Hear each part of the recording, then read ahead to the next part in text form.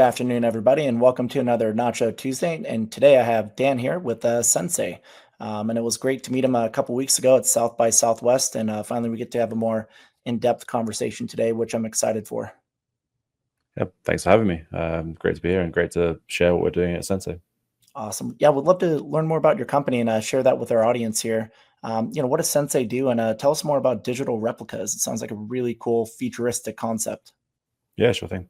So, I'm Dan Thomson, the founder and CEO at Sensay. And Sensay it comes from this idea around that I had about, I guess, 7 or 8 years ago now, maybe even slightly more. It feels like I've been thinking about this for a very, very long time.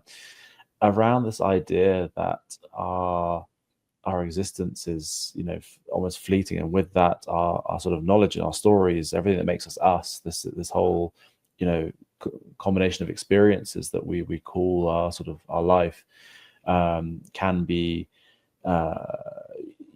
fleeting in a way that we could unfortunately pass away tomorrow, or anything could happen. And this kind of came from an incident when I was very, very young. I had a severe concussion that actually made me lose my memory for about 2 days, and it was pretty terrifying at the time, because I couldn't really know who I was, or what, almost like trying to find a word on the tip of your tongue. It was just that everything was there, but it wasn't. And I think that's what a lot of people suffering through dementia have similar experiences, where they it hurts with the confusion, and sort of it's very almost painful to the soul. It's just really tough to go through.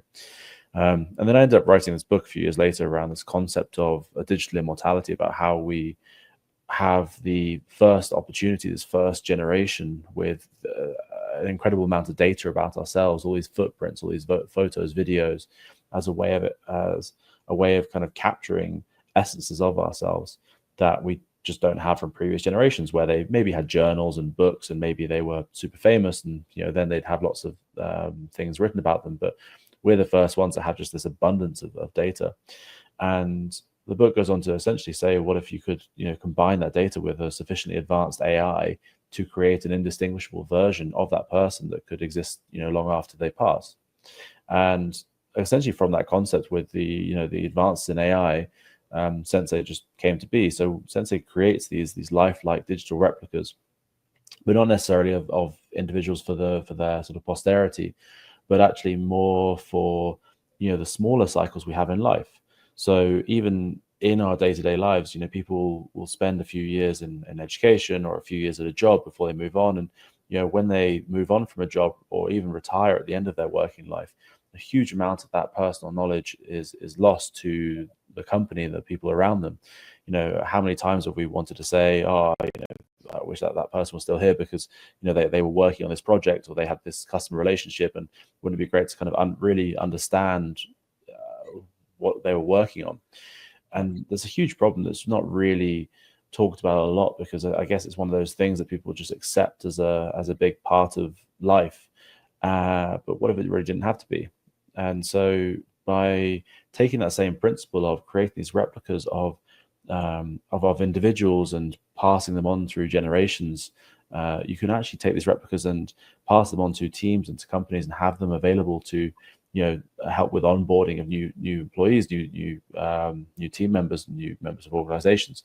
But even contemporarily, having a replica of yourself takes that knowledge that you have, that experience, that skills, and extends it in a way that you are not able to yourself. So obviously, we will have to sleep, we have time off, we go on holiday, and during those times, that knowledge that you have is largely unavailable, and it can often be quite blocking for teams, and potentially clients or customers. So what Sensay does is, by capturing that knowledge, we actually enable you to leverage your own knowledge and actually sort of scale your own knowledge by having your AI replica help you with drafting your messages in a very personalized way, having it actually interacting with customers, clients, with your team, to be able to share key bits of knowledge that it has, and essentially creating a second brain for yourself. Wow, that's really incredible. Sounds like you kind of found like an enterprise, like business angle for your go-to-market. But there could be like a consumer application, in the future, when when the technology kind of evolves a little bit more, almost like a Black Mirror episode, if you will. It is exactly like a Black Mirror episode. I think 3 or 4 episodes is this kind of covers with this technology. Yep. Yeah, there's this. So this is actually the problem. One of the biggest problems we face is that this technology is as broadly applied as humanity is. So if it could be used for education, say replicating key experts or professors in any particular subject matter, and having that knowledge available anywhere in the world to anyone who wants to learn about that subject. You can look at creating interactive NPCs for gaming. You can look at helping to cure loneliness in dementia patients. You can look at helping with like networking and job hunting, matchmaking. There's so many different applications for this technology that could be applied to these replicas, that we actually get pulled in quite a lot of different directions all the time, especially on the sort of very fun and sexy B2C angles. Totally. So we do think about that a lot, and including that original concept of creating these sort of afterlife echoes of ourselves. But we realize that the enterprise is what we can actually help the most with right now, and where the biggest value to organizations around the world, even governments, and we're a part of a GovTech accelerator for the same reason, to actually offer that technology to essentially enhance teams. Because when you look at the way institutional knowledge is held, usually in any organization, big or small, around 80% of the knowledge is held by just 10% of the people. And by having replicas of what most people refer to 10x employees, you're actually 10xing your 10x employees in a way, because you are leveraging their existing knowledge with AI and applying it onto basically every media that every medium they would or could apply themselves onto and extend themselves in that way. So it's the most applicable technology we have right now, because some of the more consumer aspects, they require a lot more nuance and a lot more detail, and we'll get to some of those down the line. And we actually encourage builders via our API to build on top of us for different solutions. So we have a influencer marketing solution that someone's built out on top of us. We've got AI dating solution that's coming out, which is pretty much straight out of a Black Mirror episode. Yep. And so those different consumer applications we don't take on ourselves, but we do encourage anyone that is interested to reach out so that we can essentially get them involved, because we would love to build out these different ideas, and we've got, I think we've identified like 50 different verticals that this technology could be applied for. But we really focus on the business solutions.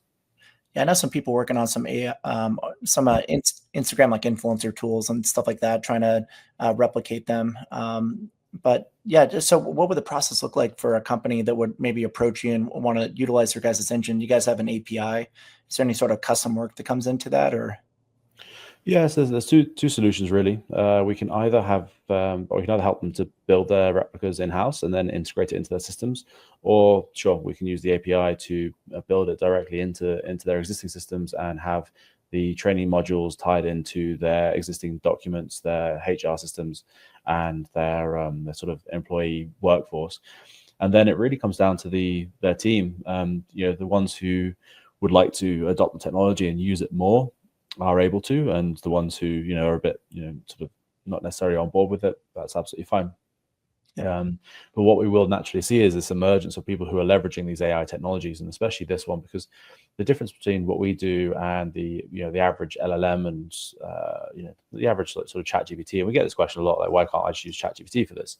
And the reality is, like, it's that personalization that really makes the difference. So it's the access to the documents, maybe the socials, maybe the way you train it. We have these like live interviews that you can do that really capture your personality for you.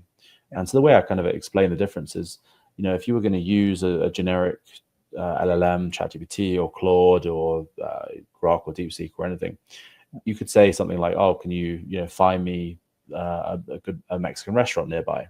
And it would probably do a good job. It would probably find you, 3 or 4, good ones. The difference with us is ours would understand that when you say Mexican restaurant, you prefer a taco truck instead of a high end Mexican restaurant, or maybe you prefer something that is a bit local or has like a bit more of a dancey feel. So it become hyper personalized to you, and it's the same with the generated output. So a lot of these solutions that are coming out for generic AI chatbots and helper bots and drafters and things like that. They're great. They're great tools, but they're very generic, and everyone's going to sound the same after a while. But by having the nuances of your different, all the things that make you you, and tackling the issue of the subjectivity of identity is a huge part of what Sensay is, in terms of how it can understand who it's talking to on which platform, and therefore how you should respond. Yeah. I guess what are some of the other capabilities of your guys' platform? I got an email earlier. I wanted to tell everybody about it.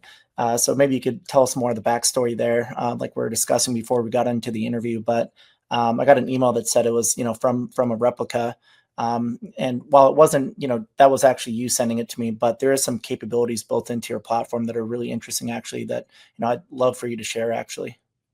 Yeah, so I'm very fortunate to be the guinea pig of a lot of our more advanced features, but a lot of them are now available as well. So, we have a lot of both user interactions and also certain agentic functions that are applied into this. So, what we have right now is the ability for your replica to be hosted on the Sensay platform on a custom site as almost like a chatbot interface. It could be over text, voice, video. It can also be hosted and actually create content for you.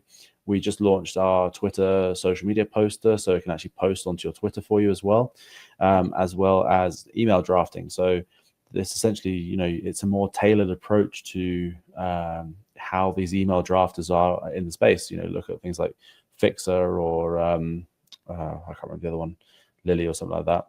And those create generic drafts, and again, like I said, they're good. But with our platform, you can really create these hyper personalized,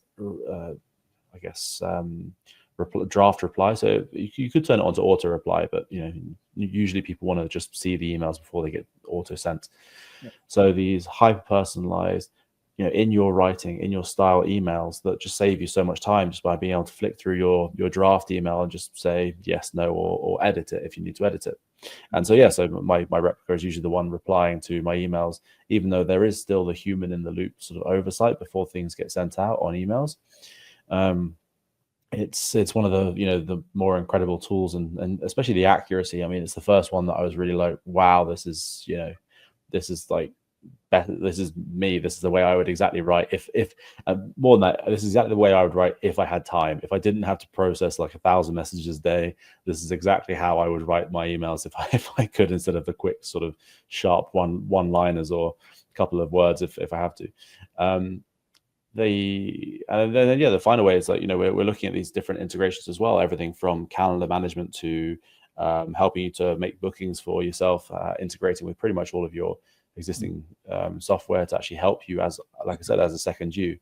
But then for anyone who's looking for sort of customer service and community management tools, the replica can be applied as a way of having a, let's say like a senior person of the team as a chatbot on your website as a sales tool, and actually have that as a useful integration to bring and onboard customers in a very personalized way in your, like I said, in your text and your voice and your style. So we have it, and we have my replica aptly named Danbot is in our Telegram, in our Discord. It gets used in WhatsApp sometimes. So yeah, it's a way of actually interacting with people who are interested in Sensay. They can get to know the company, they can get to know me, all through my replica. And the amount of times that I'll get on a call with someone, they'll say, "Oh, I've been chatting to your replica. It's really, really interesting. Oh, I didn't know you've done this. I didn't know you've done that." And I was like, "Yeah, what else would you like to know?" And sometimes it feels like they're almost testing how similar it is and how similar the answers are. But I mean, we've benchmarked it to something like 90 to 95% now, and it's crazy the sort of level of accuracy of this technology can actually achieve. Yeah, that's when I got the email, and kind of knowing what you guys do, I just had to ask. So originally, so you started this company trying to focus on solving the knowledge drain problem in organizations because you feel like it's going to provide the biggest business impact today. But there's many other directions you might take it as well. How big is the knowledge drain problem within organizations today, and what are the leading contributors to that?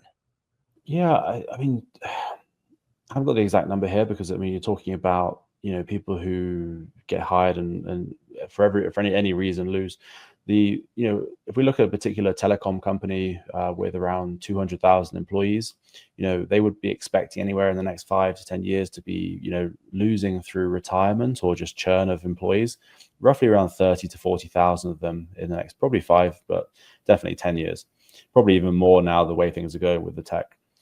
So out of those 30 to 40,000 employees, you're looking at, let's say 10% are roughly key players, could be more than that. So it could be almost 20%. So you're looking at something like 3 to 6,000. Well, I guess somewhere between 3 and 8,000 key employees leaving in the next, the next 5-10 years. So if you're looking at upwards of 8,000 key employees and key knowledge that's leaving the company, that's key thought processes. Almost by capturing that knowledge before they go, capturing the things that aren't in the documents, their thought processes, their style, their almost their ways of reacting to certain stimuli and certain data, and emulating that with an AI so that it's available after they leave. It also just means that a lot of the stuff that isn't written down, a lot of the sort of intangible knowledge, even if you capture 20-30% of that, that's a huge uplift of 8,000 key employees, and let's say they're earning a half decent salary. You're talking about a huge value of actual knowledge that they've been employed for that is just walking straight out the door otherwise, and being able to capture 20-30% of that knowledge and uplift is a huge benefit to any company, any enterprise, or even organization or government that would want to keep hold of that. Yep. Tell us more about what kind of strategies would you offer for companies that do want to retain their knowledge, especially before an employee leaves, and how can they utilize perhaps your platform more specifically to be able to manage that?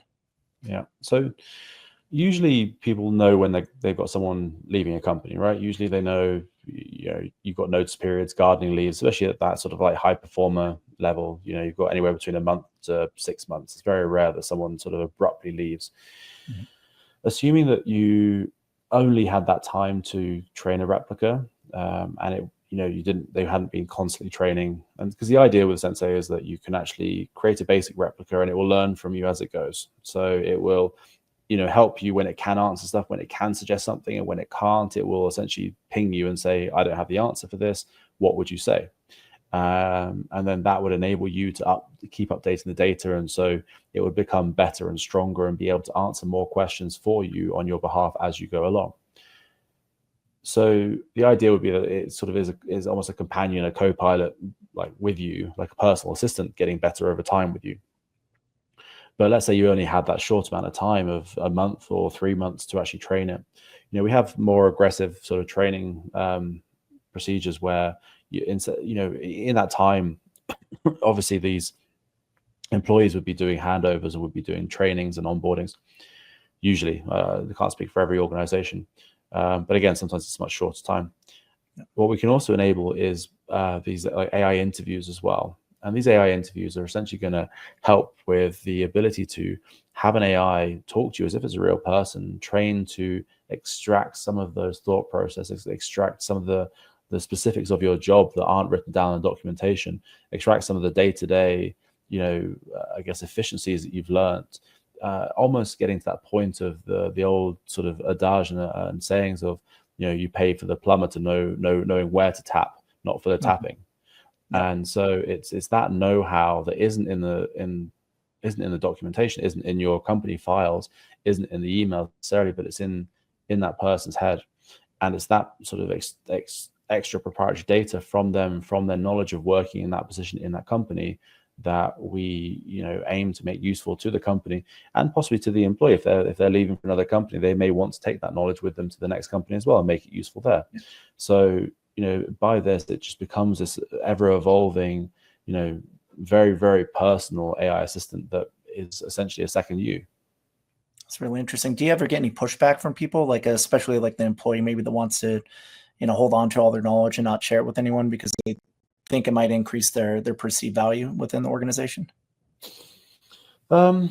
Yes, I think so. I think there's definitely an aspect of that at this time. I think that people, I think that reaction is a very natural reaction, because the thing is, as soon as you had like a non, if we didn't call them replicas, if we just called them like AI assistants, if we just called them, I guess not even an avatar, but like some kind of, almost like Tamagotchi, right? Like a Tamagotchi you that was just like a little like, cartoon character, like helper.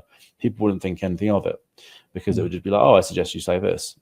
But as soon as you actually start talking about replicating their style and voice, something very human about our sort of personal IP and who we are as an individual, that we almost cling on to, thinking that it's extremely unique, whereas the vast majority of us are not. There's very few sort of super unique characters out there, but actually ironically they're even easier to replicate because they stand out.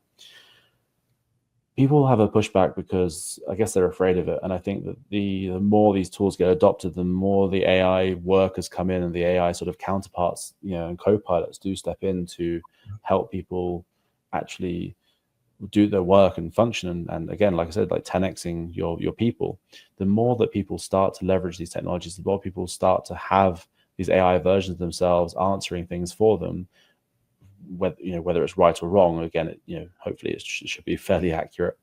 I think that people will see that those employees and those people will be just like having a much higher quality of life overall. So yes, while the individual value, they may perceive it to be better to keep that knowledge themselves and not share it. The reality is like leveraging your knowledge to be relatively, not I say infinitely scalable, but it's not.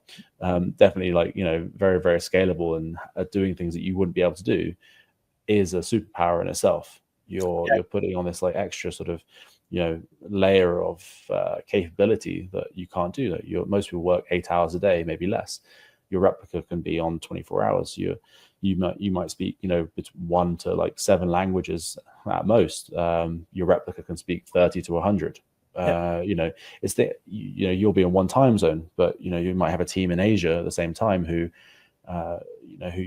needs your sort of opinion on something, and maybe you can't be in 2 places at once, whereas your replica can. So having these extension tools, having this sort of like superpower for yourself becomes a really, really useful tool. And after a while, I mean, it's one of those things, it's very weird when you start off, because you do think like, what's my replica saying or doing? But the reality is after a while, you kind of get used to it, because you see it in action, and you begin to really trust what it says and the way it says it. And occasionally it will have slip ups, and we're working on better ways of identifying those and highlighting them to the but it's super, I mean, it's very, very rare that it has something wrong. And with a new process we're implementing very soon, the replica, when it doesn't have an answer, it'll be able to tell the user, give me a couple of minutes, let me just think about it. But the reality is, what it'll be doing is texting you as a creator saying, oh, your replica's been asked this, it doesn't have the information, what would you say?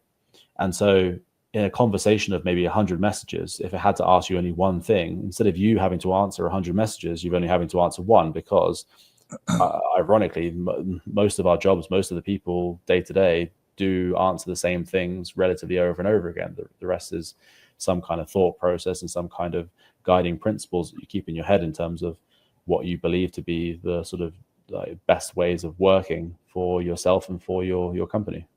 Yep. Yeah. And a lot of people are just get used to it over time. I mean, it's more, AI is kind of a relatively new thing for a lot of people. It's almost like, the president of a country signing off bills or whatever. A lot of other lawyers and people do all the work. And then, if they have the right organization and trust, the process, they know all they have to do is like sign at the end of the day. Yep. So same with the AI too, as it becomes, better trained on who you are and what you're looking to do. You can get to that point to where you can just, trust the automation. But yeah, that's really interesting actually. And I think maybe you position it more with the retention as like a feature. Maybe it's a major benefit for the companies you sell into, but from the employee standpoint, maybe knowledge retention's one of the key features, whereas the productivity lift and doing the busybody work that they don't want to do becomes like the value props that you kind of pull to the forefront. Yeah, I mean, there's benefits to both the employees and the companies for sure, both in terms of what they're looking for and what they need. But yeah, in terms of, I think that we have options for the companies and individuals to enable it to, again, go back to that kind of generic mode, right, where it says, where it just will have the knowledge that it's stored from their work at that company, but it won't necessarily have their style or their tone of voice. It will just be like a kind of a generic sort of knowledge search base. There's definitely huge value to both the company and the individual. So it's a really nice thing to have. And essentially you could there have been entire days where I've let my replica basically answer everything for me, and very, very few people notice, which is very funny. And that's the people actually building it. Yeah, that's why I asked too, because I was like, "Oh, great, yeah, he actually sent me an email." But it could have been the other way too. But yeah, you definitely mentioned that it was you that sent it, so that's nice. But yeah, so the future of knowledge management, you guys are kind of at the forefront of it. AI obviously is kind of the tool at hand. Where do you see the future going here in terms of like what you guys are doing and the general field of knowledge management overall? Yeah, we've been talking about this a lot recently, because it's easy to think about on a personal level, having a replica of yourself that can preserve and support your knowledge, and almost be not necessarily a time capsule, but help to remember things that you in the same way we use our phones as kind of like a second brain already. But having a replica that can really remember sort of nuances of conversations, or can remember sort of talking points and be able to reference that really quickly, like a superpowered memory. We had that issue before a call started. Yeah, exactly. So having that is obviously a huge superpower. But then on a company level, it's obvious, that huge amount of knowledge that is lost in companies and organizations like daily or yearly is incredible. And if not anyone's fault necessarily, people retire, people move on. Very rarely is it because of something particularly bad, but usually it's for someone moving on to a better job, or someone retiring. But then you see like loads of companies that keep paying retirees for a few years because they have that knowledge and they have no other way of getting out of them apart from just asking them. And that can be, wildly expensive to some of these like bigger companies, because they're paying these retirees for like 2 to 5 years after they're retired, almost full, like half of full salaries, whereas a replica would be a fraction of that cost. Maybe we could have like a licensing fee, like so the employee would have some sort of skin in the game too. So Yeah. they could license their AI, their replica to the company, so to speak. So they're always on demand, I guess, if you will.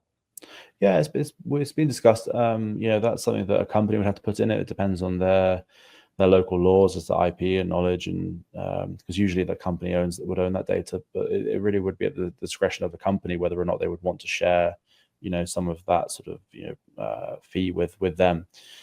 But it is something that does come up as an idea every so often. But it's we would love to enable that as an option. It just hasn't really come to that yet, and I'm sure it will. I'm sure that will be something that does come up and needs a solution. But we imagine that's going to be more on the company side, or the individual just eventually demanding that they have that. But then beyond that, even just on a societal issue, and as a civilization, with like aging civilizations and declining birth rates, with almost like a collapse in birth rates, and a much lower civilization of a younger civilization to support an elderly civilization that is essentially aging and living much longer and healthier because of all the modern technology. With that, you have a lot of issues with not enough young people being able to support the elderly. But what if you could actually take this knowledge management software and this individual knowledge capture, and almost create a pseudo civilization of these replicas who could actually support that younger generation, through technology, through robotics, but having all of that knowledge capture that would actually be able to support an entire civilization, which would be much lower, younger civilization, much like older civilization requiring the support and care. But by having that additional support from these AI replicas with different knowledge sets and different experiences in life, you could actually go on to solve one of the biggest issues that's facing us as a civilization in the near future. That's really interesting. Yeah, always wonder if anybody even needs jobs in 10 years. Maybe we could just all live our happy life and go hiking or do whatever we do. Let the robots take care of it. It's possible. I think that there's an idea that we'll move into this kind of things are both moving faster and slower than everyone imagines. So some of the technology is moving way faster. Some of the sort of creative technology is moving a lot faster than people were thinking. But at the same time, the adoption rate is moving a lot slower than most people were imagining. So it's companies. yeah. So companies, individuals across the board. I mean, the way that some of these technologies are being used compared to their capabilities is a fraction of what they can do. In a few years' time, people will probably move on to like project-based. In an age where robots can take over most manual labor, and where most anything online can be prompted into existence and will be taken care of with AI. Essentially we move into this kind of project-based existence where everyone can just create something as a project, and we'll find value from each other in these projects that we create. And some projects will be more valuable than others, and some will be very easily replicated using AI, and some will be much more unique and individualistic. But also just creating. I think South Park did it very well in one of their episodes where they kind of said, like, with the technology of AI replacing everything, that the sort of like handyman and service industry is going to become much more valuable, and suddenly the people who have been looked down on for so long will suddenly just have this advantage over the lawyers and the accountants and the consultants.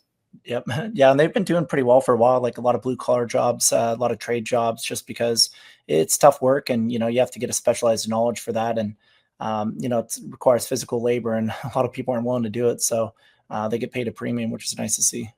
Yeah, definitely. And I mean, like, we were in Austin, right? So Austin's a massive example of that. I mean, the construction costs and the actual cost of building anything in Austin has skyrocketed over the last 10 years. Oh, geez. 10, 15 years, just because they simply did not have anywhere near enough construction labor workforce to satisfy the demand. Yep.